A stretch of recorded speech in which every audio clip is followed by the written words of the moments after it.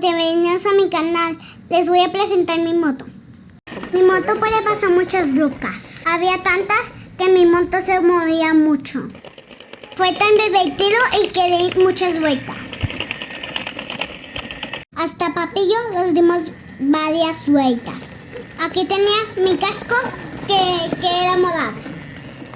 Que me fui tan rápido como Sonic, que nadie me podía cansar. Me gustó tanto mi moto en el terreno. Me divertí mucho tanto ese día.